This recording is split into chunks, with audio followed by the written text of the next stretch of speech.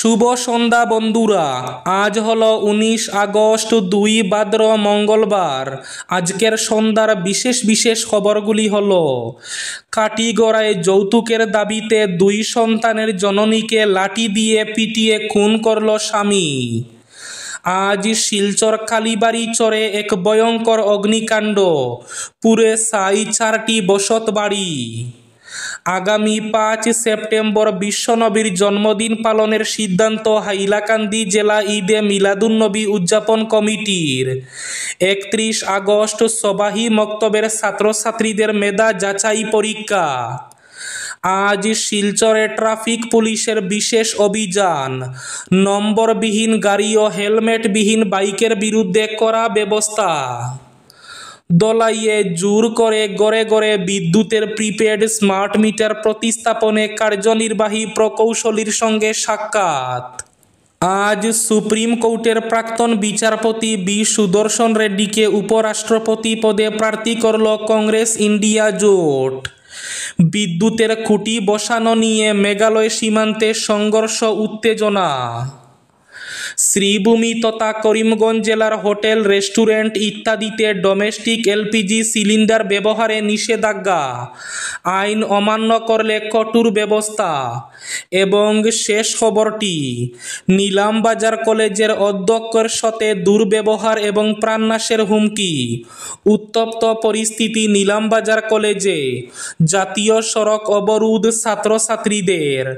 তাহলে বিস্তারিত খবরে যাওয়ার আগে অবশ্যই ভিডিওটিতে একটি লাইক করে চ্যানেলটি সাবস্ক্রাইব করে পাশের বেল আইকনটি বাজিয়ে রাখবেন এবং ফেসবুক পেজটি ফলো করে ভিডিওটি অবশ্যই শেয়ার করবেন যাতে সঠিক তথ্যগুলো সবার কাছে পৌঁছাতে পারে। এবার শুনুন আজকের খবরগুলির বিস্তারিত। কাটিগড়ায় যৌতুকের দাবিতে 2 সন্তানের জননীকে পিটিয়ে খুন করল স্বামী। যৌতুকের দাবিতে 10 মাসের সন্তান থাকা স্ত্রীকে পিটিয়ে মারল স্বামী। কাছাড় জেলার কাটিগড়ায় সংঘটিত হয়েছে মর্মান্তিক এই খুনের কাণ্ড। থানায় জমা পড়েছে এজাহার। প্রাপ্ত খবর মতে কাটিগড়া থানা এলাকার জগদীশপুর চতুর্থ খণ্ড গ্রামের শফিকুল হকের পুত্র সমীর উদ্দিনের সঙ্গে 2021 সালে একই গ্রামের আব্দুর রহিমের কন্যা রেশমা বেগমের বিয়ে হয়। বিয়ের কিছুদিন যেতে না যেতে যৌতুকের দাবিতে স্ত্রীর উপর শারীরিক মানসিক অত্যাচার শুরু করে স্বামী ও তার পরিবার। এ নিয়ে বার কয়েক গ্রামীণ বিচার সভা বসেছিল। আপোষ মীমাংসার মাধ্যমে পরিস্থিতি স্বাভাবিক করা হয়েছিল, কিন্তু সোমবার ঘটে যায় চরম বিপত্তি। লাঠি দিয়ে পিটিয়ে স্ত্রীকে খুন করে বসেন স্বামী। কাটিগড়া থানায় রোশনার মা মুসলিমা বেগমের দায়ের করা এজাহারে অন্তত এমনটাই অভিযোগ করা হয়েছে। এজাহারে তিনি বলেছেন, সমীর উদ্দিন এবং তার বাবা শফিকুল হক ও মা আজিলা বেগম মিলে তার মেয়েকে খুন করেছেন। স্বামী এবং তার পরিবারের লোকদের মারের চোটে গুরুতরভাবে আহত অবস্থায় সোমবার সন্ধ্যা 8:15টায় রেশনা বেগম নিজেই ফোন করে একথা তাদের জানিয়েছিলেন। মেয়ের ফোন পেয়ে তার মেয়ের বাড়িতে ছুটে গেলেও মেয়ের সঙ্গে তাদের দেখা করতে দেওয়া হয়নি।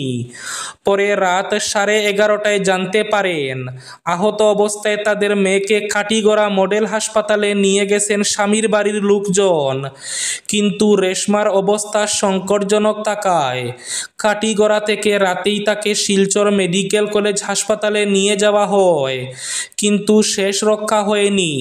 শিলচর মেডিকেল কলেজ হাসপাতালে পৌঁছার পর চিকিৎসকরা তাকে মৃত বলে ঘোষণা করেন।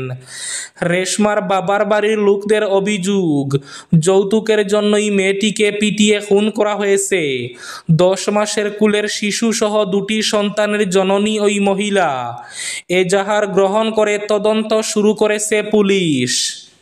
শিলচর কালীবাড়ি চরে এক ভয়ঙ্কর অগ্নিকাণ্ড, পুড়ে ছাই 4টি বসত বাড়ি।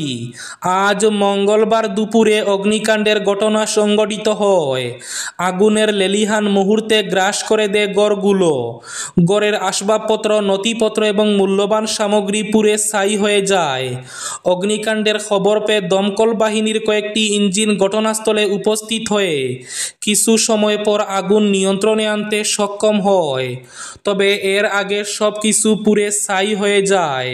শ্রীভূমি তথা করিমগঞ্জ জেলার হোটেল, রেস্টুরেন্ট ইত্যাদিতে ডোমেস্টিক এলপিজি সিলিন্ডার ব্যবহারে কঠোর নিষেধাজ্ঞা। শ্রীভূমি জেলার হোটেল, রেস্টুরেন্ট, দোকান ও অন্যান্য ব্যবসায়িক প্রতিষ্ঠানে 14.2 কেজি ওজনের ডোমেস্টিক এলপিজি সিলিন্ডার ব্যবহার করা হচ্ছে বলে ইন্ডিয়ান অয়েল কর্পোরেশন লিমিটেড থেকে শ্রীভূমির খাদ্য গণবণ্টন ও উপভোক্তা বিষয়ক বিভাগের দৃষ্টি আকর্ষণ করা হয়েছে। এর পরিপ্রেক্ষিতে শ্রীভূমি জেলা আয়ুক্ত স্বাক্ষরিত খাদ্য গণবণ্টন ও উপভোক্তা বিষয়ক বিভাগ থেকে এক বিজ্ঞপ্তি জারি করে জানানো হয়েছে যে ব্যবসায়িক প্রতিষ্ঠানে ঘরোয়া বা ডোমেস্টিক এলপিজি সিলিন্ডার ব্যবহার করা 2000 সালের liquefied petroleum gas regulation of supply and distribution আদেশকে লঙ্ঘন করে। পাশাপাশি ঘরোয়া এলপিজি সিলিন্ডারের বাণিজ্যিক ব্যবহারের ফলে ঘরোয়া এলপিজি সিলিন্ডারের সরবরাহের কৃত্রিম সংকট তৈরি হচ্ছে এবং প্রকৃত ঘরোয়া উপভোক্তার সময়মতো যোগান পাওয়া থেকে বঞ্চিত হচ্ছেন। তাই শ্রীভূমি জেলায় হোটেল, রেস্টুরেন্ট, দোকান ইত্যাদি বাণিজ্যিক প্রতিষ্ঠানে যদি 14.2 কেজি ওজনের ডোমেস্টিক এলপিজি সিলিন্ডার ব্যবহার করতে পাওয়া যায় তবে তা তৎক্ষণাৎ বাজেয়াপ্ত করতে নির্দেশ দেওয়া হয়েছে। আদেশ অমান্যকারীদের বিরুদ্ধে আইন অনুসারে জরিমানা ও কঠোর ব্যবস্থা গ্রহণ করা হবে বলে জানানো হয়েছে। দলাইয়ে জোর করে গড়ে গড়ে প্রিপেড স্মার্ট মিটার প্রতিস্থাপনে কার্যনির্বাহী প্রকৌশলীর সঙ্গে সাক্ষাৎ। জোর করে পুলিশ প্রশাসনকে সঙ্গে নিয়ে বিতর্কিত প্রিপেড স্মার্ট মিটার গ্রাহকদের গড়ে গড়ে প্রতিস্থাপনকে কেন্দ্র করে দলাই বিধানসভা কেন্দ্রের অন্তর্গত আরাধনপুর, সপ্তগ্রাম ইত্যাদি স্থানে যে উত্তেজনা সৃষ্টি হয়েছে, এর পরিপ্রেক্ষিতে আজ মঙ্গলবার অল আসাম ইলেকট্রিসিটি কনজিউমার্স অ্যাসোসিয়েশনের কাছাড় জেলার কোঅর্ডিনেশন কমিটি এবং ইয়াসির এক যৌথ প্রতিনিধি দল এপিডিসিএল এর বরাক উপত্যকা বিভাগের মুখ্য কার্যনির্বাহী প্রকৌশলীর সঙ্গে সাক্ষাৎ করেন। তারা বলেন, বিদ্যুৎ বিতরণ বিভাগের মূল চালিকা শক্তি হচ্ছে সাধারণ বিদ্যুৎ গ্রাহক। যখনই সরকার বিদ্যুৎ বিতরণ ব্যবস্থাকে ব্যক্তিগত খণ্ডে তুলে দেওয়ার অপচেষ্টা করেছিল, এর বিরুদ্ধে বিদ্যুৎ বিভাগের শ্রমিক, কর্মচারী, ইঞ্জিনিয়ারদের যৌথ মঞ্চের পাশে দাঁড়িয়ে লড়াই করেছে ইলেকট্রিসিটি কনজিউমার্স অ্যাসোসিয়েশন। ফলে গ্রাহকদের উপর জোর জুলুম করা কোনোভাবে কাম্য নয়। নিলামবাজার কলেজের অধ্যক্ষের সাথে দুর্ব্যবহার ও প্রাণনাশের হুমকি, তীব্র উত্তেজনাকর পরিস্থিতি, জাতীয় সড়ক অবরোধ ছাত্রছাত্রীদের। নিলামবাজারে কলেজের অধ্যক্ষ ডক্টর আতিকুর রহমানের সাথে দুর্ব্যবহার করার ঘটনাকে কেন্দ্র করে উত্তপ্ত পরিস্থিতি নিলামবাজারে। জানা গেছে, মুসলে আহমেদ নামের এক ব্যবসায়ী ভর্তি সংক্রান্ত সমস্যা নিয়ে নিলামবাজার কলেজের অধ্যক্ষ টেবিলে থাপ্পড় মারার পাশাপাশি তাকে খুনের হুমকি দিয়েছে বলে অভিযোগ। এতে এক উত্তপ্ত পরিস্থিতির সৃষ্টি হয়। অসম ত্রিপুরা জাতীয় সড়ক অবরোধ করে বিক্ষোভ প্রদর্শন করেন ছাত্রছাত্রীরা। এতে মামলা দায়ের করার পর 1 ঘন্টার মধ্যে অভিযুক্ত ব্যক্তিকে আটক করা হয়েছে। দীর্ঘ সময় জাতীয় সড়ক অবরোধে ব্যাহত হয়ে পড়ে যান চলাচল। পরে মামলা দায়ের করার 1 ঘন্টার মধ্যে অভিযুক্ত ব্যক্তিকে আটক করে পরিস্থিতি নিয়ন্ত্রণে আনে নিলামবাজার পুলিশ। শিলচরে আজ ট্রাফিক পুলিশের বিশেষ অভিযান। নম্বরবিহীন গাড়ি ও হেলমেটবিহীন বাইকের বিরুদ্ধে কড়া ব্যবস্থা। শিলচর শহরে গাড়ি চলাচলে শৃঙ্খলা বজায় রাখতে এবং দুর্ঘটনা রোধে শিলচর ট্রাফিক বিভাগ আজ মঙ্গলবার দিনভর বিশেষ অভিযান চালায়। এই অভিযানে মূলত নম্বরবিহীন গাড়ি, কালো কাচ লাগানো 4 চাকা এবং হেলমেট ছাড়া চলাচলকারী 2 চাকার যানবাহনের বিরুদ্ধে ব্যবস্থা নেওয়া হয়। ট্রাফিক বিভাগের একাধিক টিম শহরের বিভিন্ন গুরুত্বপূর্ণ মোড় ও ব্যস্ততম রাস্তায় অবস্থান নিয়ে তল্লাশি চালায়। এ সময় অসংখ্য হেলমেটবিহীন বাইক আরোহীকে আটক করে তাৎক্ষণিকভাবে জরিমানা করা হয়। একই সঙ্গে কালো কাচ লাগানো এবং নম্বরবিহীন গাড়ি বাজেয়াপ্ত করা হয়। ট্রাফিক কর্তৃপক্ষ জানিয়েছে, যানবাহন নিয়ম না মানার কারণে শহরে প্রতিনিয়ত দুর্ঘটনার সংখ্যা বাড়ছে। বিশেষত হেলমেট ব্যবহার না করা দুই চাকার চালক এবং আরোহীরাই বেশি ঝুঁকির মুখে পড়ছেন। তাই মানুষের প্রাণ বাঁচাতে এ ধরনের অভিযান চালানো অত্যন্ত জরুরি। সুপ্রিম কোর্টের প্রাক্তন বিচারপতি বি সুদর্শন রেড্ডিকে উপরাষ্ট্রপতি পদে প্রার্থী করল কংগ্রেস ইন্ডিয়া জোট। আজ মঙ্গলবার দুপুরে অন্ধ্রপ্রদেশের প্রাক্তন বিচারপতির নাম ঘোষণা করেছেন কংগ্রেসের সর্বভারতীয় সভাপতি মল্লিকার্জুন খার্গে। সোমবার সন্ধ্যায় খার্গের বাসভবনে উপরাষ্ট্রপতি নির্বাচনের প্রার্থী বাছাই নিয়ে বিরোধী শিবিরের বৈঠক বসে। আজ মঙ্গলবার দুপুর 12:30টায় ফের কংগ্রেস সভাপতির বাড়িতে সংসদের সব বিরোধী দলের নেতাকে নিয়ে একটি বৈঠক ডাকা হয়েছিল।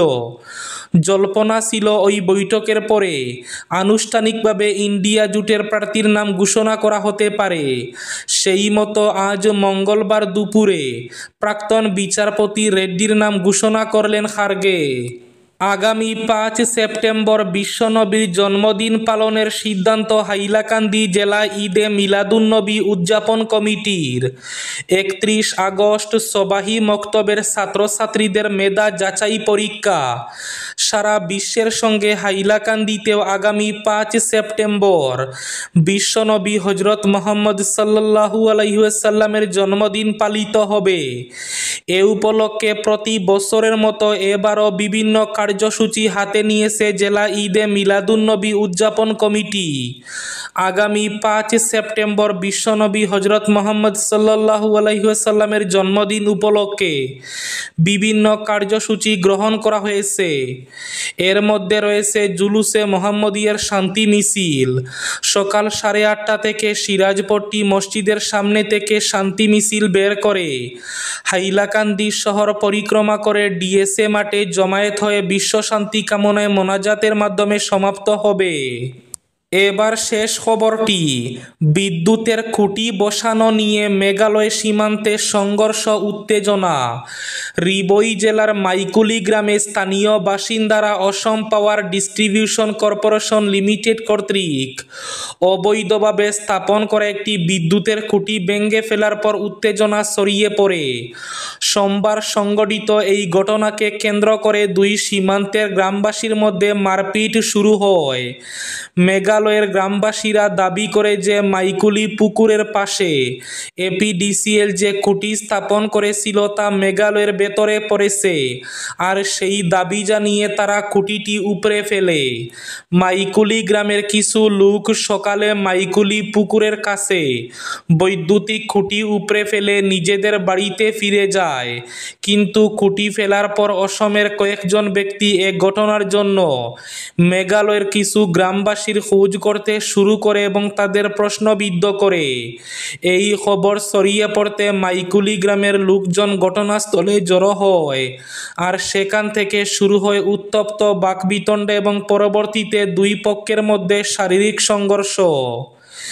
এই ছিল আজকের সন্ধ্যার বিশেষ খবরগুলি। ভিডিওটি অবশ্যই লাইক করে শেয়ার করে দেবেন।